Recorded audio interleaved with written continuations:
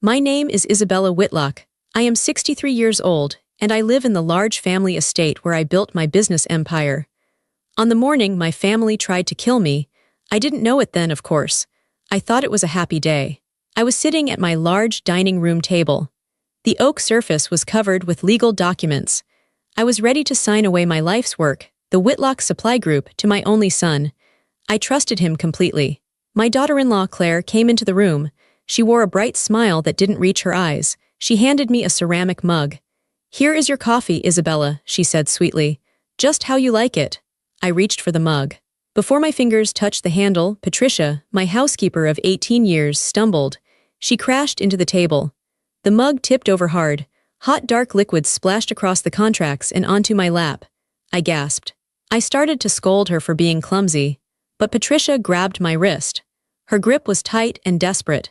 She leaned close to my ear so no one else could hear. She whispered 4 words that changed everything. "Do not drink it." But before I tell you how everything flipped, like and subscribe, drop a comment. Where are you watching from? My name is Isabella Whitlock. I am 63 years old. The morning sun was coming through the tall windows of my dining room. It should have been a beautiful day. The light was golden and warm. It hit the polished oak of the long dining table, making the wood shine. But I did not feel warm. I felt cold. I felt a deep, heavy tiredness in my bones that I could not shake off. I sat at the head of the table. I am Isabella Whitlock. I was 63 years old that day. In front of me there were stacks of paper. White paper, crisp and clean. They were legal documents. Contracts, transfer deeds, financial agreements. They were arranged in neat piles, waiting for one thing, my signature. I held a heavy black pen in my hand. My fingers were trembling slightly. I told myself it was just my age. I told myself it was just the dizzy spells I had been having for the last 6 months. But deep down, maybe my body knew something my mind did not. My son, David, was standing by the window. He was 35 years old. He was a handsome man. He had my dark eyes and his father's strong jawline.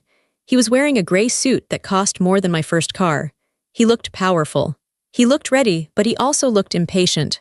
"Mom," he said. He didn't turn around to look at me. He was watching the driveway, looking for the lawyers. "Are you okay? You haven't touched the papers yet." "I am just thinking, David," I said. My voice was quiet. "This is a big step. It is 40 years of my life." David turned around then. He gave me a smile. It was the smile he used when he wanted something.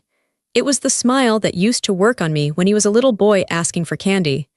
"It's time to rest, Mom," he said. He walked over and put a hand on my shoulder. His hand felt heavy. "You've worked enough. Look at you. You're tired. You've been sick. The doctor said you need to reduce your stress. Let me take the burden. Let me run Whitlock Supply." I looked up at him. I wanted to see love in his eyes. I wanted to see gratitude. I had built the company from nothing after his father died. I had saved every penny. I had worked 18-hour days while he was in private school, while he was in college, while he was traveling Europe on my dime. But I didn't see love, I saw hunger. He was looking at the pen in my hand, not at my face. "I know, David," I said. "I am ready." I wasn't ready, but I felt like I had no choice. My health was failing. For months I had been feeling strange, dizzy, nauseous. My heart would race for no reason. My vision would get blurry. The doctors couldn't find anything specific. They called it stress or age-related decline. They told me to retire. And David agreed. He agreed very loudly. "Where is Claire?" David asked, looking toward the kitchen door. "You need your coffee. You can't sign without your morning coffee."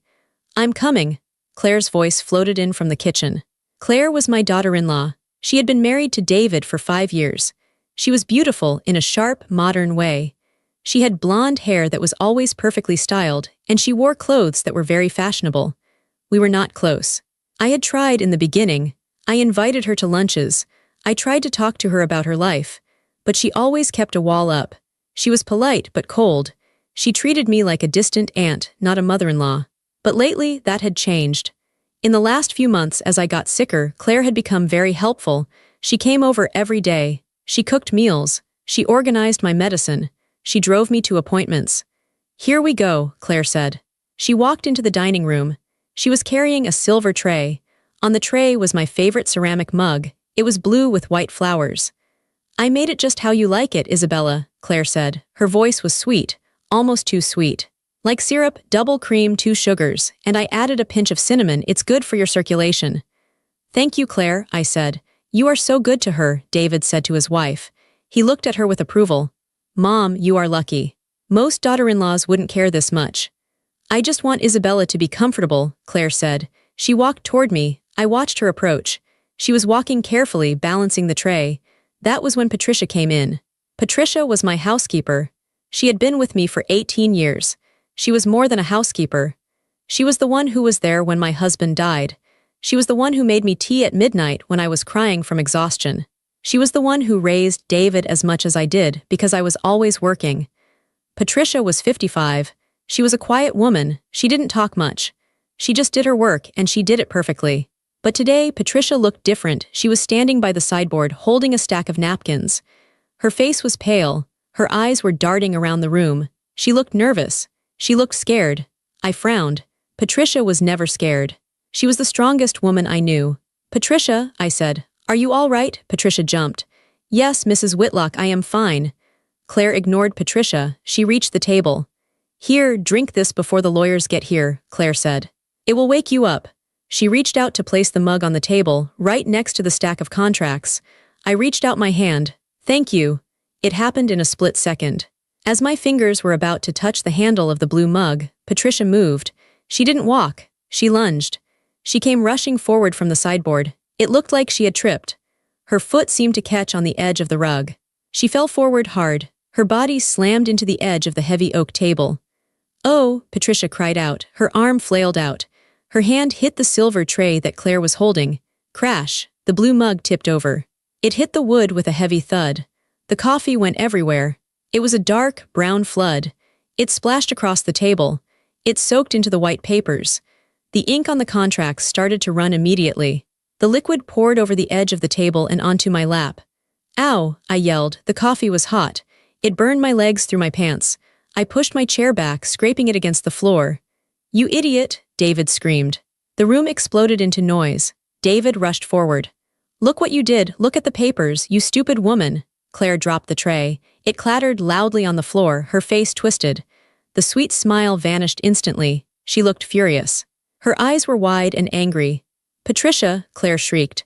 What is wrong with you, you clumsy fool? You ruined everything. I stood up, shaking the hot liquid off my pants. My heart was pounding. David, stop yelling, I said. My voice was shaky. It was an accident. An accident? David shouted. His face was red. Look at this mess, Mom. The contracts are ruined. We have to print them all again. The lawyers will be here in 10 minutes.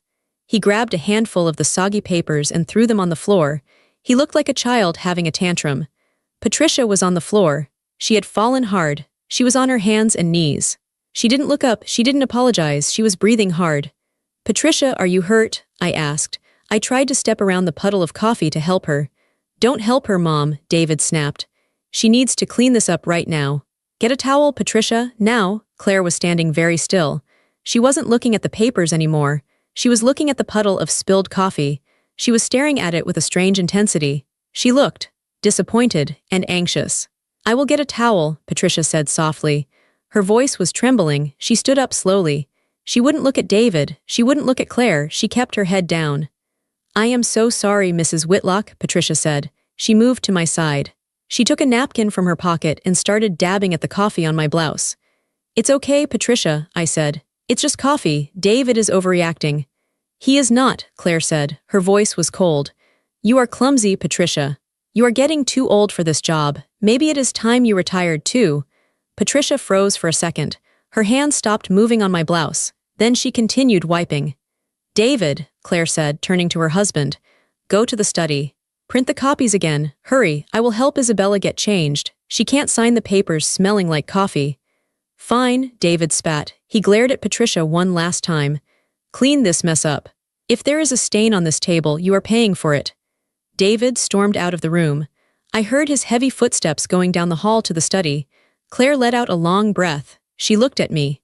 The fake smile came back, but it was weaker this time. I am sorry, Isabella, Claire said. I wanted this morning to be perfect for you. I will go to the kitchen and make you another cup. Fresh coffee, you need it. No, I said. I'm fine, Claire, I don't want any more. Nonsense, Claire insisted. She was already moving toward the kitchen. You need the energy, I'll be right back. Patricia, help her out of those wet clothes. Claire walked fast. She disappeared into the kitchen. The door swung shut behind her. Suddenly, the room was quiet. It was just me and Patricia. The smell of coffee was strong in the air. It smelled bitter, burnt. I looked at Patricia. She was down on her knees again, picking up the soaked pieces of paper. Her hands were shaking badly. Patricia, I said gently, it's okay, David is just stressed. Don't worry about the table. Patricia stopped moving. She didn't pick up the paper. She remained on her knees, staring at the brown puddle on the floor. Then she looked up at me. I will never forget the look in her eyes. In 18 years, I had never seen Patricia look like this. Her eyes were wide with terror. Her face was gray. Her lips were pale. She looked at the kitchen door to make sure Claire was gone. Then she looked at the hallway to make sure David wasn't coming back yet. She scrambled up from the floor. She came close to me, very close. She invaded my personal space, which she never did. She grabbed my arm. Her fingers dug into my flesh. It hurt. Mrs. Whitlock, she whispered. Her voice was a hiss of air. Patricia, what? SHH, she hissed. She looked at the kitchen door again. She pulled me down slightly so she could speak directly into my ear. Her breath was warm and fast on my cheek. Listen to me, she whispered. The words were rushed, desperate. That was not an accident. I did not trip. I pulled back and looked at her. What? I spilled it on purpose, Patricia said. Her eyes were locked onto mine. I had to. Why? I asked. I was confused. My brain couldn't process what she was saying. Why would you do that? Patricia squeezed my arm harder. Tears were forming in her eyes. Because of what I saw, she whispered. In the kitchen. Just now, what did you see? Claire, Patricia said. The name came out like a curse. I saw her put something in the cup after she poured the coffee. She took a small bottle from her pocket. She put drops in it. Lots of drops. My heart stopped. The room seemed to tilt sideways. Drops, I repeated. Like sweetener, Patricia shook her head violently. No, not sweetener, it was a glass bottle, no label. She wore gloves when she touched it. And she smiled, Mrs. Whitlock. She smiled when she stirred it in. I stared at her. I couldn't breathe. My mind was racing, trying to reject what she was saying. This was crazy. This was a soap opera. This wasn't my life. Claire was cold, yes. David was greedy, yes, but this. You're wrong, I said, but my voice was weak. You saw wrong. I did not, Patricia said firmly. I know what I saw, and I know the smell. Smell the air, Mrs. Whitlock, under the coffee. Smell it, I took a breath. I smelled the strong roast of the coffee beans, I smelled the cream, but then, there was something else. A faint metallic smell, like bitter almonds, like chemicals. Do not drink it, Patricia said again. Whatever she brings you next, do not drink it. But, I stammered, David, does he know? Patricia looked down. He was standing right there, ma'am. He was watching her do it. I felt like I had been punched in the stomach. The air left my lungs. My son, my beautiful baby boy. No, I whispered. No. Yes, Patricia said. They are waiting for you to die, Mrs. Whitlock. They don't want the company next year. They want it now. And they want the insurance. Insurance? I heard them, Patricia said. Last night in the library, they thought you were asleep. They were talking about a policy, a double indemnity policy. I felt sick, truly sick. The dizziness I had felt for months. Was that them too? Had they been doing this slowly? What do? I asked. I felt like a child. I felt helpless. You have to be smart, Patricia said. She let go of my arm. She stepped back as we heard footsteps in the kitchen. Claire was coming back. She is making another cup, Patricia whispered fast. If you refuse it, she will know that you know. She will suspect. You have to pretend. Pretend? Switch the cups, Patricia said. Her eyes were hard now. The fear was gone, replaced by a cold determination. There is a clean mug on the sideboard. I put it there this morning for myself. It has water in it. When she isn't looking, switch them. I can't, I said. My hands were shaking. You have to, Patricia said, or you are dead. The kitchen door opened. Claire walked out. She had a new smile on her face. She was holding a new mug. It was red. Here we go, Claire announced brightly. Take two. This one is even better. I made sure to add extra sugar for the shock. She walked toward me. I looked at Patricia. Patricia was back on the floor, wiping up the mess, acting like a servant. She didn't look at me. I looked at Claire. I looked at the red mug in her hand. It looked like a normal mug. It looked like a kind gesture. But now I knew. It was a weapon. I felt a coldness spread through my chest. It wasn't the coldness of death. It was the coldness of rage. I had spent 40 years building a business in a world of men who wanted to crush me. I had raised a son alone. I had survived grief and loneliness. They thought I was an old woman. They thought I was weak. They thought I was stupid. I stood up straighter. I forced a smile onto my face. It felt stiff like a mask. "Thank you, Claire," I said. My voice was steady. "You are so thoughtful." I reached out and took the red mug. It was warm in my hands. "Drink up," Claire said. She watched me. Her eyes were focused on the rim of the cup. "David will be back in a minute with the papers." "I will," I said. "I just need to sit down. I feel a bit shaken from the spill." "Of course," Claire said. "Sit, drink." I sat down. I brought the cup to my lips. I smelled the bitter almond scent again. It was stronger this time. Claire was watching me. She was holding her breath. "Is something wrong?" she asked. "No," I said. "It's just hot." "Blow on it," she said. I pretended to blow on the steam. Just then David yelled from the study down the hall. "Claire, where is the toner? The printer is out of toner." Claire rolled her eyes. She looked annoyed. She looked at me, then at the hall. "1 second," she said to me. "Don't let it get cold." She turned around. She walked toward the hall to shout at David. "It's in the bottom drawer, David. Look with your eyes." Her back was turned. It was my only chance. I looked at Patricia. Patricia nodded once. A tiny, almost invisible nod. There was a glass of water on the sideboard, just like Patricia said, and next to it, an empty mug that Patricia had been using for her tea earlier. My hand moved fast, faster than it had moved in years. I poured the poisoned coffee into the empty mug on the sideboard. I poured the water from the glass into my red mug. It took 3 seconds. I sat back down. I held the red mug with the water in it. Claire turned back around. "Men," she sighed. She shook her head. "They are useless without us." "Yes," I said, "they are." I lifted the red mug. I looked Claire in the eyes. "To family," I said. Claire smiled. It was a triumphant smile. "To family." I tilted the cup back and drank. It was just warm water, but to Claire it looked like I had just swallowed my death. I said. "Delicious." Claire's shoulders relaxed. She looked relieved. "I'm glad you like it," she said. "I really am." She walked over to the table and sat down opposite me. She picked up her own cup, a green one that was sitting on the table from earlier. "I think I'll join you," she said. "It's been a stressful morning." I froze. I watched her hand reach for her green cup. And then I saw it. I saw the mistake. In the confusion of the spill, in the chaos of Patricia falling, the mugs on the sideboard had been moved. The mug I had poured the poison into wasn't an empty spare mug. It was the green mug, Claire's mug.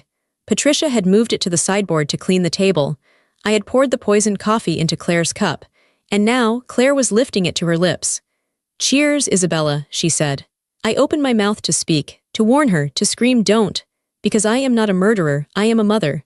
But then I looked at her eyes. I saw the greed. I saw the hate she had been hiding for 5 years. I thought about the drops. I thought about David watching. I thought about them waiting for me to die.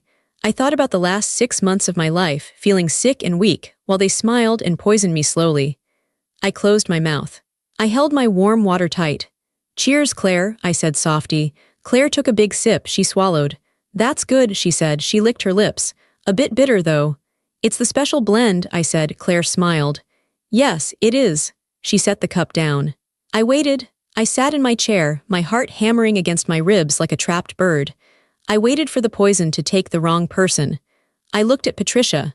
She was still on the floor, scrubbing a stain that wasn't there. She knew what I had done. She didn't say a word. The house was quiet. The sun was still shining. The dust motes danced in the light. And then Claire frowned. She touched her throat. She coughed, a small, dry cough. "Excuse me," she said. She coughed again. Harder. "Are you okay?" I asked. My voice was calm, scarily calm. Claire started to say, but her voice cut out. She grabbed her neck. Her eyes went wide. The cup fell from her hand. It didn't break this time. It rolled across the table, spilling the dark liquid again. Claire stood up. She tried to scream, but only a choking sound came out. She clawed at the air. She looked at me. And in that second she knew. She knew that I knew. And then she fell. Claire hit the floor hard. It was not a graceful fall. It was the sound of dead weight hitting expensive wood. Her head cracked against the leg of the dining chair. The room was suddenly very small. The air felt thin. I sat in my chair. My hands were still wrapped around the warm red mug, the mug filled with water. I did not move. I could not move. It felt like my feet were nailed to the floorboards. "Claire," I whispered. She did not answer. She was on her back. Her eyes were open, but they were rolling up into her head. All I could see was the white part. It was terrifying. Her body started to shake. At first, it was just a tremble. Then it became violent. Her heels drummed against the floor. Thump, thump, thump, thump. Her arms flailed around, hitting the chair, hitting the table leg. Foam started to bubble at the corners of her mouth. It was pink. She had bitten her tongue. I watched her. I watched the woman who had just tried to kill me. Minutes ago, she was smiling.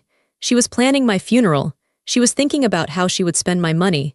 Now, she was fighting for air. A strange feeling washed over me. It wasn't happiness. It wasn't victory. It was a cold, hollow shock. I looked at her convulsing body and I thought, that was supposed to be me. If Patricia hadn't pushed the table, if I hadn't switched the cups, I would be the one on the floor. My son would be watching me die. David, I screamed. My voice broke the frozen silence. David, help! I heard the printer stop buzzing in the study. I heard heavy footsteps running down the hall. What now? David yelled. What is it now? He burst into the room. He was holding a stack of fresh, warm papers. He looked annoyed. He looked ready to yell at Patricia again. Then he saw his wife. The papers slipped from his hands. They fluttered to the floor like giant snowflakes, landing in the spilled coffee. Claire, David said. His voice was small. He sounded like a little boy. He ran to her. He dropped to his knees. The knees of his expensive gray suit hit the puddle of coffee. He didn't care. Claire, baby, what's wrong? He grabbed her shoulders. He tried to hold her still, but she was shaking too hard. Her back arched off the floor. Her teeth were clenched tight. She was making a terrible gargling sound deep in her throat. David looked up at me. His eyes were wide with panic, but there was something else in his eyes too. Confusion. Mom, he shouted. What happened? What did she do? She drank her coffee, I said. My voice was flat. I was amazed at how steady I sounded. She took a sip, and then she fell. David froze. He looked at the table. He looked at the red mug in my hand. Then he looked at the green mug lying on its side on the floor next to Claire. I saw the realization hit him. It was like a physical blow. His face went pale. All the blood drained out of his skin. He looked at the green mug and he knew. He knew because he was part of it. The green cup, he whispered. She drank from the green cup. Yes, I said. She wanted to join me. David looked back at Claire. Her shaking was slowing down, but her breathing was shallow and ragged. She was turning blue around the lips. Oh God, David moaned. Oh God, no. He knew exactly what was in her system. He knew exactly what was killing her. Call 911, I yelled at him. David, call an ambulance. He didn't move. He stared at his wife. He was paralyzed. I realized then that he was calculating. He was doing math in his head. If he called 911, they would ask questions. They would find the poison. If they found the poison, they would ask where it came from. He was hesitating. His wife was dying on the rug, and he was worried about getting caught. David, I stood up. I slammed my hand on the table. Call them now, he snapped out of it. He fumbled for his phone in his pocket. His hands were shaking so badly he dropped it twice. I can't unlock it, he stammered. My fingers are sweating. Patricia stepped forward. She had been standing in the corner, silent as a ghost. She held out her own phone. I have already called them, sir, Patricia said. Her voice was ice cold. They are 2 minutes away. David looked at Patricia with pure hatred. For a second, I thought he was going to hit her. He hated that she was calm. He hated that she was witnessing this. You, David snarled, you did this. I did nothing, sir, Patricia said. I am just the maid. David turned back to Claire. Stay with me, baby, stay with me. He started to cry. It was a loud, ugly sound. But even as he cried, his eyes were darting around the room. He was looking for something. He looked at the spilled coffee. He looked at the green mug. Suddenly, he stopped crying. He reached out and grabbed the green mug from the floor. David, what are you doing? I asked. I need to clean this up, he said. His voice was frantic. The paramedics, they can't slip, it's slippery. He was lying. He wanted to hide the cup. He wanted to wash it. He wanted to get rid of the evidence before the police arrived. He scrambled up. He ran toward the kitchen with the green mug. David, I shouted, leave it, help your wife. I have to wash it, he screamed back. I have to wash it. He ran into the kitchen. I heard the tap turn on full blast. I heard the clinking of ceramic against the metal sink. He was scrubbing it. He was scrubbing away the poison he had meant for me. I looked down at Claire. She had stopped convulsing. Now she was just twitching. Her skin was gray. She looked like a wax doll that had been left in the sun. I felt a wave of nausea.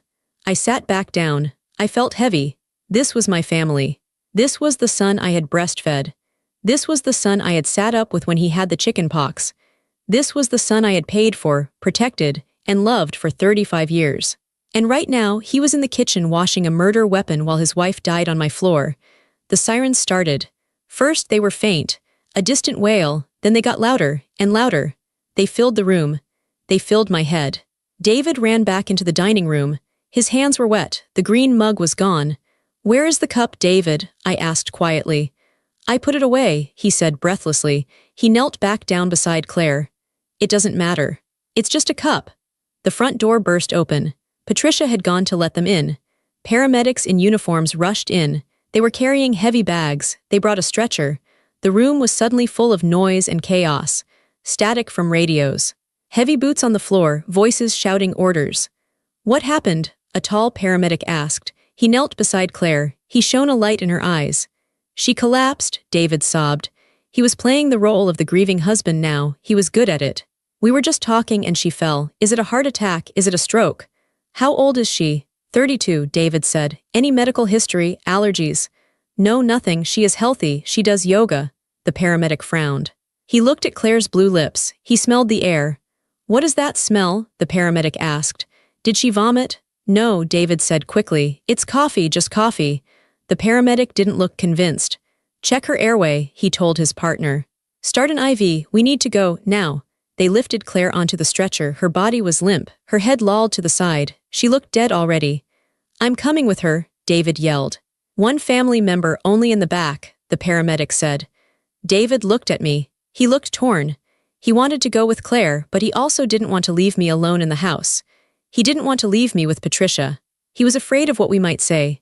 "Mom," David said, "you stay here, you rest. I will call you from the hospital." "No," I said. I stood up. I felt strong again. Stronger than I had felt in years. "I am coming too." "There is no room," David argued. "You are sick." "I am not sick," I said, staring him in the eyes. "I am fine. I will drive myself. Patricia will drive me." David narrowed his eyes. "Patricia stays here. She has to clean up this mess." "Patricia drives me," I said firmly, "or I will tell the police to drive me." David flinched at the word police. "Fine," he snapped. "Just, don't say anything to anyone until I get there." "You are confused, Mom. You are in shock. Don't talk to people." He climbed into the back of the ambulance. The doors slammed shut. I watched through the window as the ambulance sped away.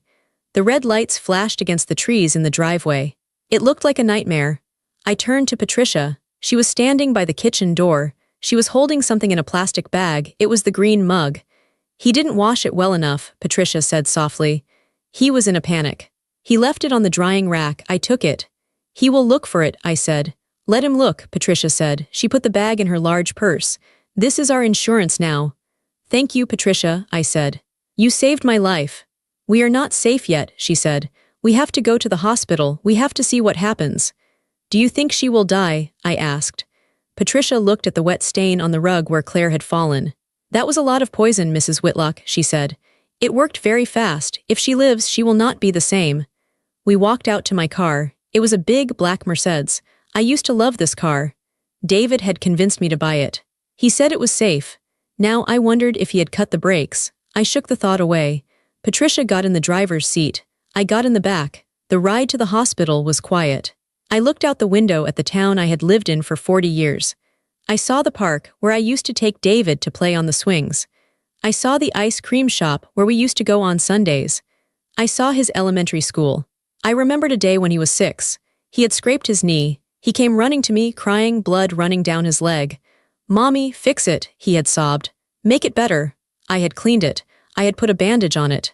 I had kissed his forehead. I would have done anything to take the pain away from him. I would have died for him. And now he wanted me dead for money. The tears finally came. I didn't sob. I just let them fall silently down my cheeks. It hurt more than any physical pain. It was a tearing in my chest. My heart was breaking. We arrived at the hospital. The emergency entrance was crowded. I saw the ambulance. The doors were open. It was empty. They had already taken Claire inside. Patricia parked the car. "Are you ready?" she asked. I wiped my face. I put on my sunglasses to hide my red eyes. "Yes," I said. "I am ready." We walked into the waiting room. It smelled like antiseptic and old coffee. It was a smell I knew well. I had spent weeks here when my husband was dying of cancer. David was pacing back and forth. He had taken off his suit jacket. His tie was loose. He looked wild.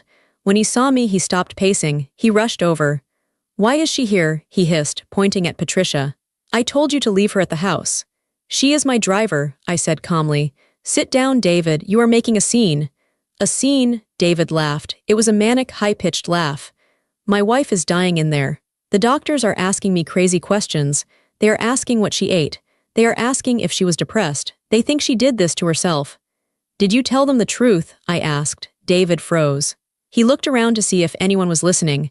He leaned close to me. He smelled like sweat and fear. "What truth?" he whispered harshly. "That there was poison in the coffee. If I say that, they will ask who put it there." "Do you want to go to jail, Mom?" I stared at him. "Me? Why would I go to jail?" "Because it was your house," David hissed. "It was your coffee. If they find out it was poison, they will think you did it, or they will think I did it. We will both go to prison. Is that what you want? To spend your last years in a cell?" He was trying to manipulate me. He was trying to scare me into silence. He thought I was a confused old woman who would believe anything he said. He didn't know I had seen the switch. He didn't know I had the mug. "So what did you tell them?" I asked. "I told them it was a seizure," David said. "I told them she has a history of epilepsy." "I lied, Mom. I lied to protect us." "To protect us," I repeated, "or to protect yourself." "We are family," David said, desperate. "We are all we have to stick together." Just then, a doctor came through the double doors. He looked tired. He was holding a clipboard. "Family of Claire Whitlock," he called out. David ran to him. "I am her husband. Is she okay?" The doctor looked at David, then at me. He looked serious. "She is in a coma," the doctor said. "We managed to stabilize her heart, but her system, it has taken a massive hit. Her kidneys are failing, her liver is shutting down." David covered his mouth with his hand. "Will she wake up?" "We don't know," the doctor said.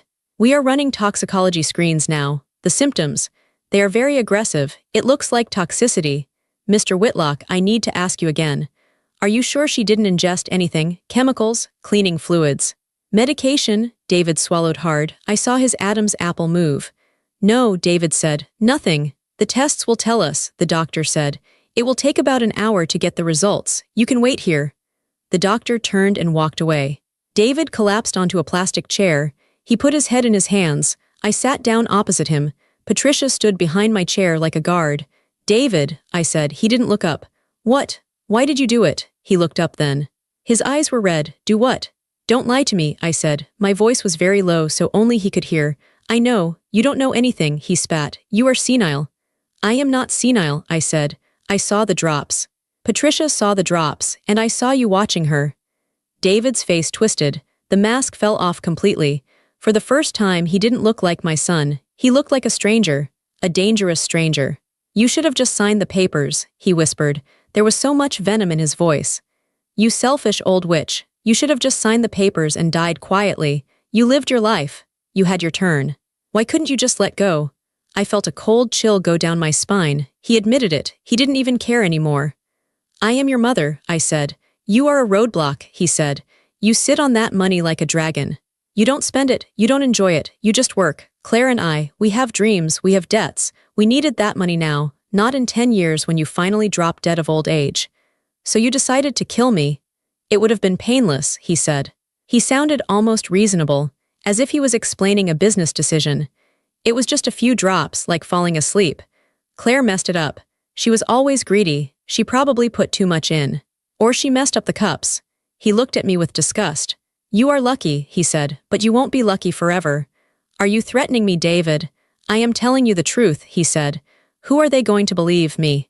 The grieving husband? Or you, the old woman with dementia who thinks her family is trying to kill her?" He leaned back in the chair. He looked confident again. He thought he had won. He thought he could talk his way out of this. He thought he could still control the narrative. "I will tell the doctors that you gave her the coffee," David said calmly. "I will tell them you made it. Patricia works for you. She will lie for you. But I will tell the police that you have been confusing your medications. That you must have put your heart medicine in her coffee by mistake. It will be a tragic accident. You will be sent to a home. And I will get power of attorney." I stared at him. He had it all planned out. Even now, with his wife dying in the next room, he was planning how to frame me. He was a monster, and I had raised him. I felt a hand on my shoulder. It was Patricia. She squeezed my shoulder gently. It was a signal. Stay calm. I took a deep breath. You are right, David, I said. It is my word against yours. Exactly, he said. And I am the future. You are the past. I looked at the clock on the wall. It was 11:30 a.m.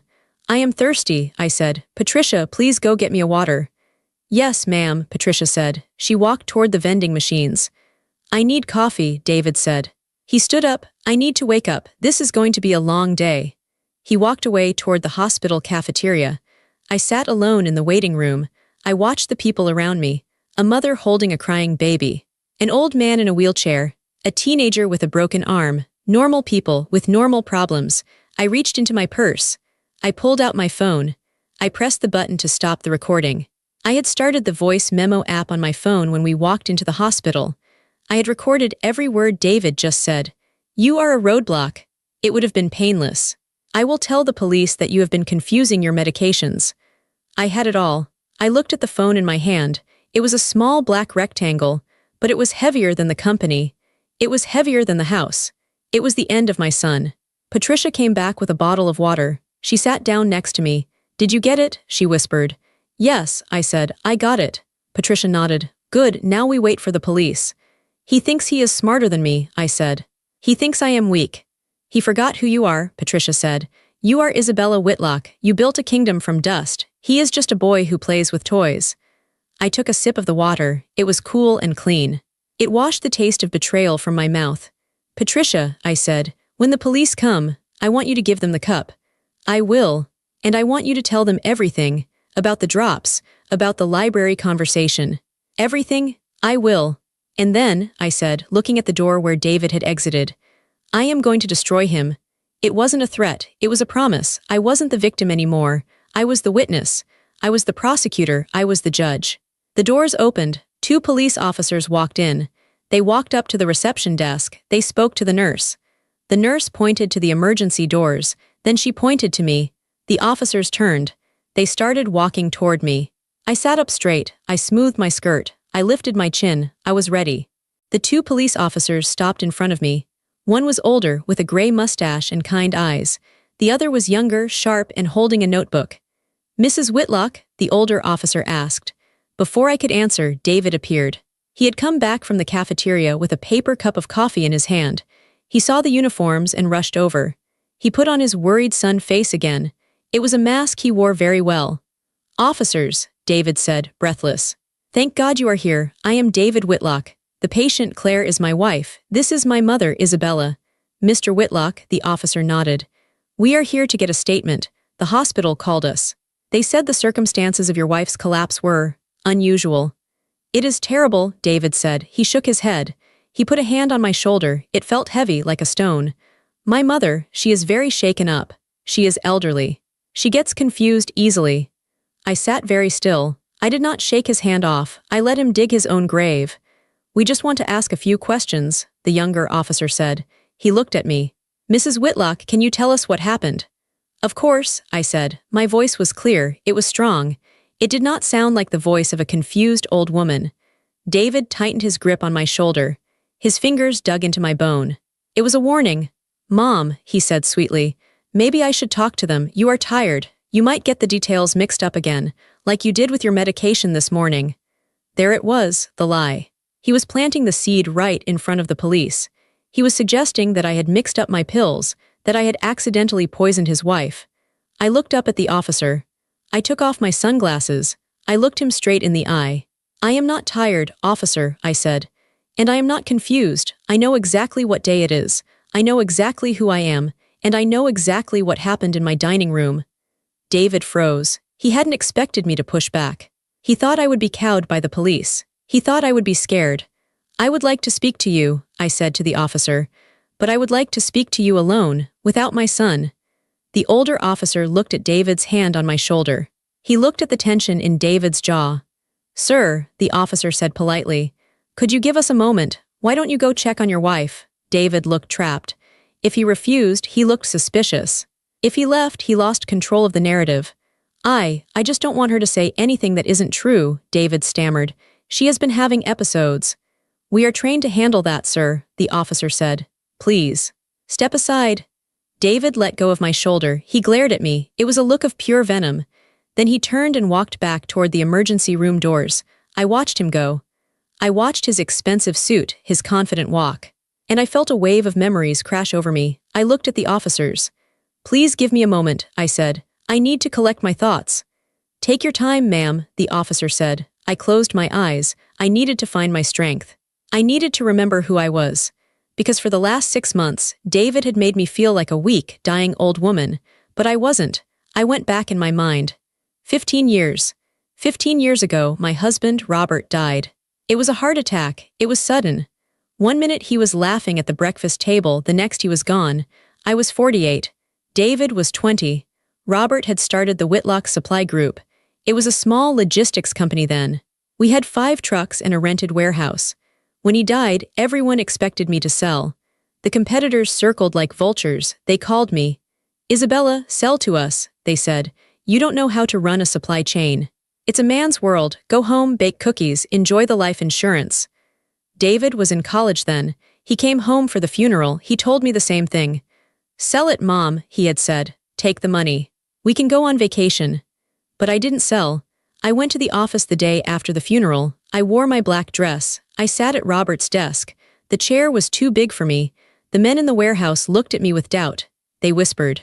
They bet on how long I would last. I lasted. I didn't just last. I worked. I worked harder than Robert ever did. I learned every route. I learned how to fix a transmission on a semi-truck. I learned how to negotiate contracts with suppliers who tried to cheat me because I was a woman. I worked nights. I worked weekends. I missed dinners. I missed holidays. I poured my grief into concrete and steel. I grew the company. 5 trucks became 10, then 50, then 100. We expanded to 3 states. I became the CEO of one of the biggest supply groups in the region. I did it alone. And where was David during those years? He was enjoying the fruits of my labor. I paid for his tuition. I paid for his apartment. I paid for his car. When he graduated, I created a job for him at the company, Vice President of Strategy. It was a made-up title. I wanted him to learn. I wanted him to work by my side. But David didn't want to work. He wanted to be the boss. He would come in at 10 a.m. He would leave at 3 p.m. for golf. He bought expensive suits. He yelled at the drivers. He treated the secretaries like servants. He didn't understand that the money didn't come from magic. It came from sweat. It came from the drivers sleeping in their cabs. It came from me staying up until 4 a.m. checking the ledgers. He saw the company as a piggy bank. I saw it as a legacy. And then he met Claire. Claire was a marketing consultant. She was sharp, ambitious, and hungry. She saw David and she saw a golden ticket. She saw a weak man with a rich mother. They married fast. The spending increased. New house, new cars, vacations to Bali, to Paris, to Dubai. They always needed more. And I always gave it to them. I was guilty. I felt guilty that I had worked so much when David was a child. I tried to buy his love with money. That was my mistake. You cannot buy love, you can only rent it. And when the money stops, the tenant leaves. Or, in my case, the tenant tries to kill the landlord. I opened my eyes. The hospital waiting room came back into focus. The police officer was still waiting patiently. Patricia was sitting next to me, her hand on her purse. I wasn't the weak old woman David thought I was. I was Isabella Whitlock. I had fought unions. I had fought banks. I had fought grief. I could fight my son. Officer, I said. I am ready to talk. Tell us about the coffee, the officer said. My daughter-in-law made it, I said. She brought it to me, but my housekeeper, Patricia, accidentally spilled it. Accidentally? The officer asked. He was writing in his notebook. That is what it looked like, I said. But then, Patricia warned me. Warned you? She told me not to drink it, I said. She told me she had seen Claire put something in the cup. The officer stopped writing. He looked up, his eyes were sharp now. She saw her put something in the cup. What exactly? Patricia spoke up. Drops, she said, her voice was steady. From a small glass bottle, she wore gloves. She smiled when she did it. The officer looked at Patricia. And you are the housekeeper? Yes, sir. So what happened next? The officer asked me. I didn't believe it at first, I said, but Patricia insisted. She told me to switch the cups. There was a cup of water on the sideboard. When Claire wasn't looking, I poured the coffee into an empty mug and took the water. And then, I took a deep breath. Claire sat down. She picked up the mug I had poured the coffee into. I didn't realize it was her mug. I thought it was a spare. She drank it. The officer was staring at me. This was a wild story. It sounded like a movie plot. I could see the doubt in his eyes. And then she collapsed. Yes, I said, immediately. And your son, where was he? He was there, I said. He watched her make the coffee, he knew. He knew. He tried to wash the cup, I said.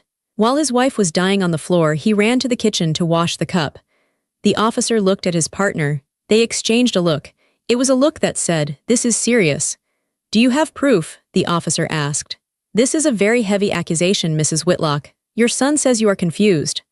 "I have proof," Patricia said. She reached into her large purse. She pulled out the plastic bag. Inside was the green mug. It was still wet. There was a brown residue at the bottom. "He didn't wash it well enough," Patricia said. "I took it from the drying rack before the ambulance arrived." The officer put on a pair of blue latex gloves. He took the bag from Patricia carefully. He held it up to the light. "If we test this," the officer said, "what will we find?" "Poison," I said. Just then, the double doors of the emergency room swung open. The doctor came out again. He was walking fast. He looked grim. He spotted David coming from the hallway, and he spotted the police officers with me. "Mr. Whitlock, officers," the doctor called out. David ran over. "What is it? Is she awake?" "No," the doctor said. He looked at the police officers. "We have the preliminary toxicology results." The room went silent. I could hear the hum of the vending machine. I could hear my own heartbeat. "What is it?" David asked. His voice cracked. "It is cyanide," the doctor said. David let out a gasp. He staggered back. He put his hand against the wall to steady himself. "Cyanide?" the officer repeated. "A massive dose," the doctor said. "It was in her stomach. We are pumping it, but the damage is severe. We have contacted the Poison Control Center. But officers, this is not something you buy at the grocery store. This is industrial grade." The older officer turned to David. His face was no longer kind. It was hard. "Mr. Whitlock," the officer said, "you told us she had no medical history. You didn't mention cyanide." I didn't know," David shouted. He was sweating now. Sweat was running down his forehead. She must have done it herself. She was depressed, I told you." "Depressed people usually leave a note," the officer said. "They don't usually drink coffee with their mother-in-law." "She was unstable," David yelled. He pointed at me. "Or maybe she did it. My mother, she hated Claire. She was jealous." He was losing control. He was flailing. I stood up. I walked over to them. I stood next to the police officer. "I did not hate her, David," I said. "I pitied her." "And I pity you." "Shut up," David screamed at me. "You are trying to frame me. You and that maid, you planned this." Patricia stood up too. She walked over to us. She was holding a manila envelope. I hadn't seen her bring it. She must have had it in her bag the whole time. "Officers," Patricia said, "I think you should see this." "What is this?" the officer asked. "I have been watching them," Patricia said, "for 3 months." David's eyes went wide. "What?" "I saw the changes in Mrs. Whitlock," Patricia said. "I saw her getting dizzy. I saw her getting sick only after she ate dinner with them, so I started watching. I started listening." Patricia opened the envelope. She pulled out a stack of photos. She handed them to the officer. "This is a photo of Claire's car," Patricia explained. "Parked behind an industrial chemical supply store in the city, taken 3 weeks ago." She pulled out another photo. "This is David, meeting with an insurance agent at a coffee shop. I sat at the table behind them. I recorded the conversation." She pulled out a USB drive. "They took out a double indemnity policy on Mrs. Whitlock's life," Patricia said. $5 million. It pays out double if the death is accidental, like an accidental overdose of heart medication." David was shaking. He looked like he was going to vomit. You spied on us," David whispered. "I protected my employer," Patricia said, "because she is the only decent person in this family." The officer looked at the photos. He looked at the mug in the evidence bag. He looked at the doctor who had confirmed the cyanide. He turned to David. "Mr. Whitlock," the officer said, "I think we need to go down to the station." "No," David said. He backed away. "No, this is a mistake. You can't trust her. She is just a maid." "I am a witness," Patricia said. "And I have a recording too," I added. I held up my phone. "From 10 minutes ago, in this waiting room, when you told me that I was a roadblock and that it would have been painless. David looked at the phone in my hand. He looked at the recording app that was still open on the screen. He realized then that it was over. The arrogance drained out of him. The power of the suit, the title, the money, it all vanished. He was just a small, scared man who had tried to kill his mother and failed. "Mom," he whimpered, "please don't do this." He reached out his hand to me, the hand that had tried to sign my death warrant. "Mom, I'm your son. I'm your baby." I looked at him. I remembered the little boy with the scraped knee. I remembered the boy I taught to ride a bike. I remembered the boy I loved more than my own life. But that boy was gone. He had been dead for a long time. The man standing in front of me was a stranger. "My son is dead," I said. My voice broke, but I held my ground. "You are just a murderer." I turned my back on him. "Officer," I said, "arrest him." The officer nodded. He pulled out his handcuffs. The metal clicked. "David Whitlock," the officer said, "put your hands behind your back. You are under arrest for the attempted murder of Isabella Whitlock and the poisoning of Claire Whitlock." "No," David screamed. "It was Claire, it was all Claire's idea. She bought the poison, she did it. I just watched.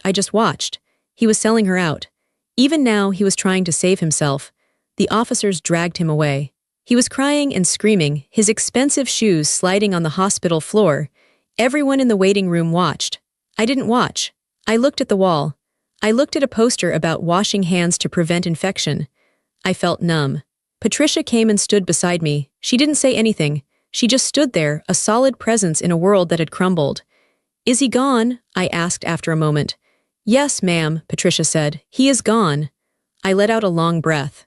My legs felt weak. I sat down on the hard plastic chair. "It is over," I said. "Not yet," Patricia said gently. "Now comes the hard part." She was right. The adrenaline was fading. The reality was setting in. I was 63. I was a widow, and now I was childless. My family was gone. My legacy was tainted. "What do I do now, Patricia?" I asked. I felt small. "I have nothing left." Patricia sat down next to me. She took my hand. Her hand was rough from years of scrubbing floors. It was a worker's hand, an honest hand. "You have the company," Patricia said. "You have your life, and you have the truth." "The truth is ugly," I said. "The truth is clean," Patricia corrected. "Lies are dirty. The house is clean now, Mrs. Whitlock. We took out the trash." I looked at her. A small smile touched my lips. It was a sad smile, but it was real. "You are right," I said. "We took out the trash." "And," Patricia added, "you have me if you want me." "Patricia," I said, "I don't want you to be my housekeeper anymore." Patricia looked worried. "You are firing me." "No," I said, "I am promoting you. I need a partner. I need someone I can trust, someone who sees everything." Patricia smiled. "I would like that." The doctor came back over to us. "Mrs. Whitlock," he said, "your daughter-in-law, she is stabilized. She is in a coma, but she is breathing on her own. The police will want to guard her room." "Will she survive?" I asked. "It is possible," the doctor said, "but there will likely be brain damage, the lack of oxygen." It was significant. I nodded. Claire would live, but she would live in a prison. First a prison of her own body and then a prison of concrete. "Thank you, doctor," I said. I stood up. I smoothed my skirt again. "Let's go, Patricia," I said. "I need to go home. I have a company to run." "Yes, ma'am," Patricia said. We walked out of the hospital. The automatic doors opened. The air outside was fresh and cool. The sun was still shining. It was the same day, the same sun, but the world was different. I walked to the car. I didn't get in the back seat this time. "Give me the keys," I said to Patricia.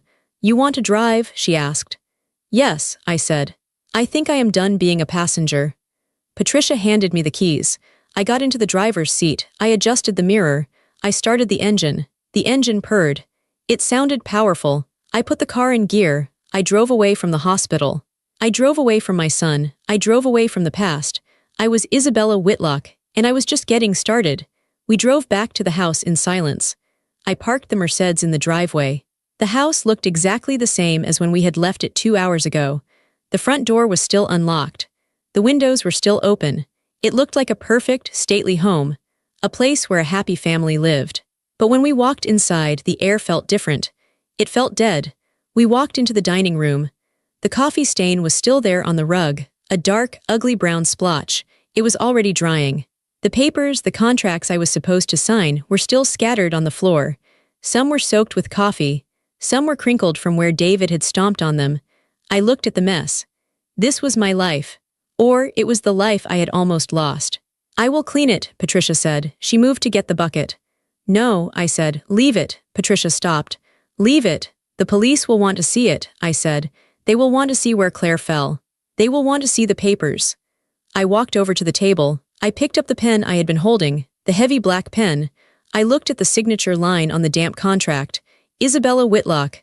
I snapped the pen in half. It broke with a sharp crack. Ink bled onto my fingers. I am never signing anything again, I said. Not for him. The next few weeks were a blur of blue uniforms and gray suits. The police turned my house into a crime scene. They found the bottle of cyanide in the garage, hidden inside a box of old golf balls. They found the search history on David's laptop, how to mimic a heart attack, undetectable poisons, inheritance tax laws. It was thorough. It was cold. It was calculated. They found the financial records, too.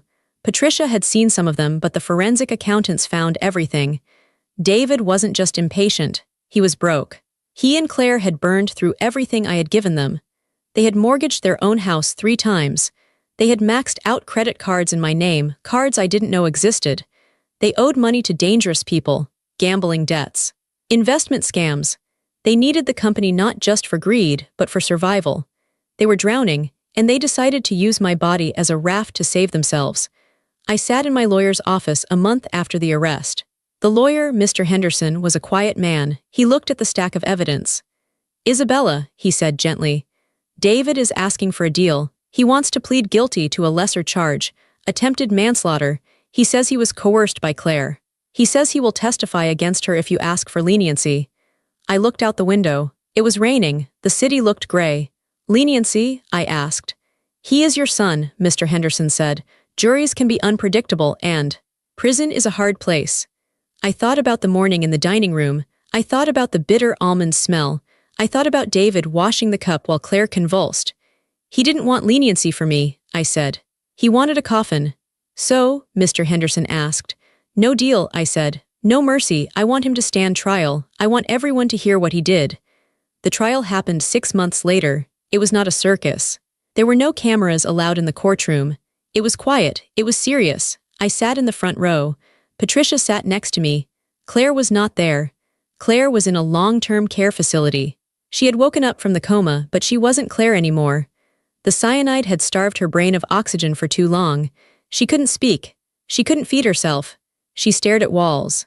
She had brewed her own poison, and now she had to live in it. So it was just David. He walked into the courtroom in an orange jumpsuit. He had lost weight. His hair was messy. He didn't look like the powerful heir to the Whitlock empire anymore. He looked like a scared, pathetic man. He tried to catch my eye. He mouthed the word Mom. I looked through him. I looked at the judge. The prosecutor was direct. He didn't use fancy words. He just laid out the facts. He showed the photos Patricia had taken. He showed the financial records. He showed the green mug. And then he played the recording. The courtroom was silent. My voice came through the speakers, tinny and small.